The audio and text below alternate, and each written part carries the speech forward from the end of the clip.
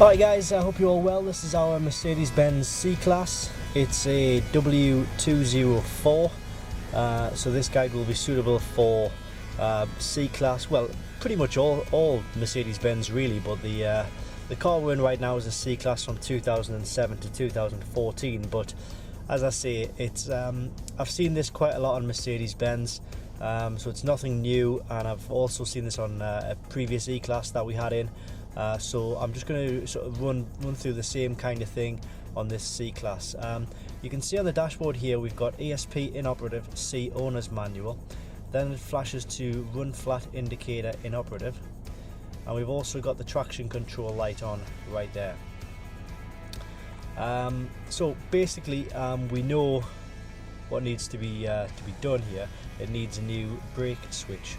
Now the brake switches themselves are relatively cheap, 10 to 15 pounds, but don't always assume that if you've got these messages that it is actually the brake switch. We know that it is in this case because what we've done is we've hooked it up to the iCars of i980 here, which is available at Diagnostic World, and what we've done is we've managed to diagnose the fault codes, which I will show you just in 1 second, and then we'll get on to actually showing you how to change over the brake switch, which is quite easy to do. So we plug the i980 kit into the diagnostic port, and I'm going to show you how to diagnose this. This is how we found out that we needed the brake switch. So I'm just going to scroll down and select our vehicle.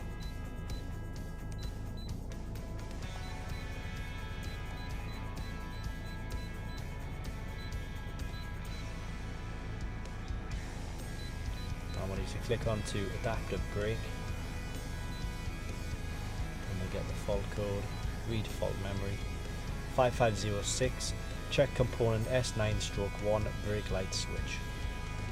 So the brake light switch is underneath the footwell, it should be connected to the actual brake switch, and what happens is when you press the brake pedal, it automatically presses a little switch which sends a signal to the rear brake lights, which obviously puts the brake light on when you're braking the vehicle, so that the people behind you can actually they know that you're braking. So let's get into changing over the switch. Alright, so to gain access to the brake switch, you need to come underneath the steering wheel, and you'll see a black panel which is here, and you will see some screws. There's one there, and one there. So you'll need a Torx bit, and you'll need to undo these screws one by one. So it'll be quicker if I do this by putting the camera down actually. And we have all 3 screws out now. I do apologise because I did not tell you that it was a T20 that you will need. So it's a 6-star Torx bit. So we're going to pull this panel down now.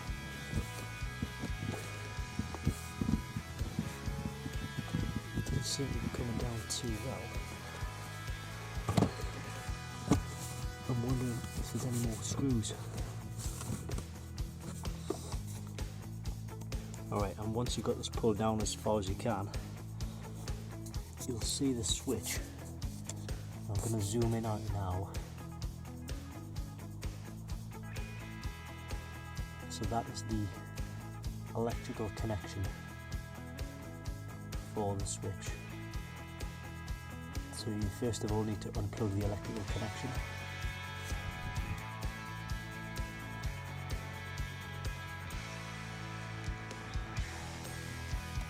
And then the switch will kind of just pull out. So I'm going to try and do this with the camera rolling.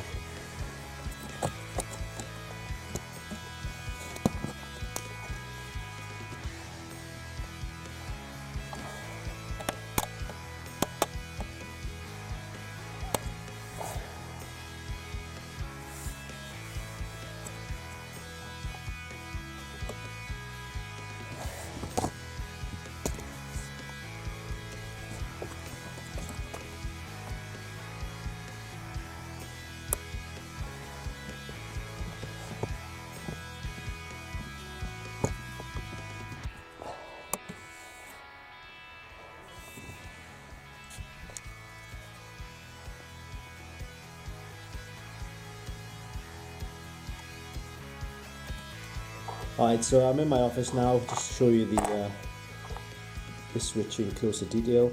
That's the part number which is on there. And this is just sort of a housing clip which you saw me pull out on the second stage of removal. And then let's have a look at the new part.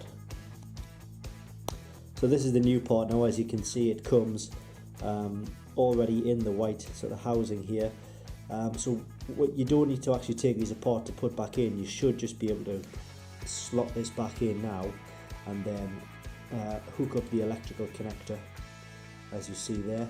And once that's done, we should be able to erase the trouble codes, and we'll start the engine, and then hopefully the ESP light will have disappeared from the dashboard area. So let's go and put this new part in right now. Right, so there's the hole where it needs to go. This is the new part, so I believe it slots in like that.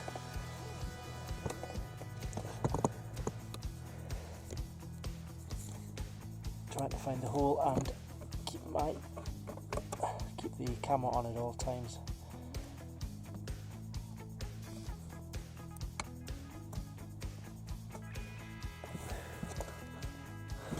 Is that in properly?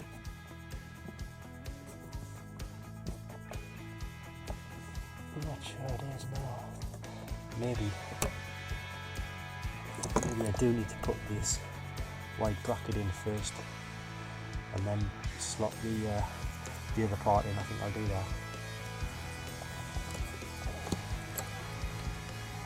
that. That looks. Drop it.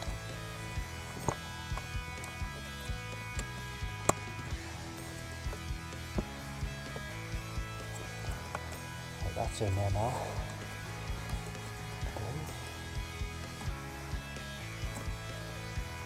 Won't go any further. Put this in. As far as that will slide in. And the electrical connector.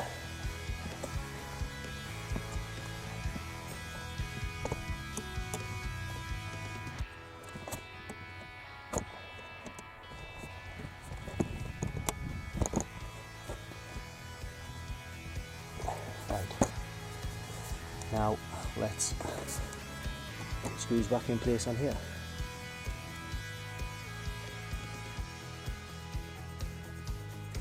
So this is the last screw going in now.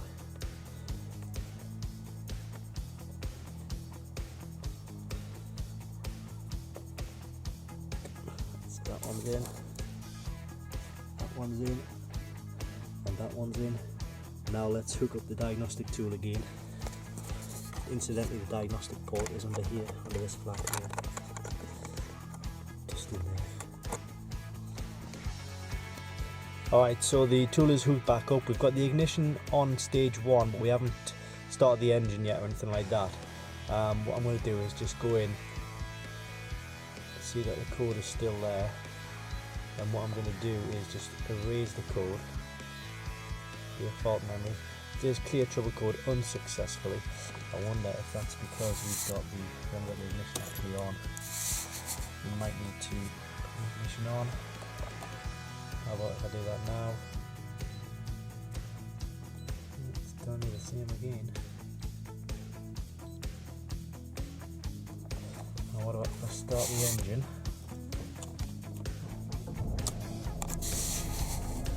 So the engine is started.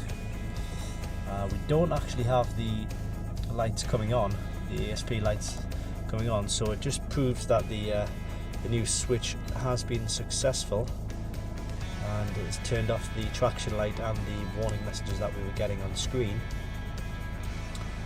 I click on to read fault memory, it's still telling us it's there. Clear fault memory. There it is now, clear trouble code successfully. And there we go. So once we come out of this, those lights will go out completely, which they have done, and that is a job well done. So the iCarSoft i980 kit is available at Diagnostic World. It's www.diagnostic-world.com. The switch itself you can pick up from any sort of major car part supplier, and that will cost you about £10 to £15. Labour wise, I mean you could get somebody to do it, not a problem, but as you saw there, it was easy enough to do yourself. So if you're not sort of, you know, using a video camera and filming at the same time as I was, that whole job will probably take you about 5 or 10 minutes.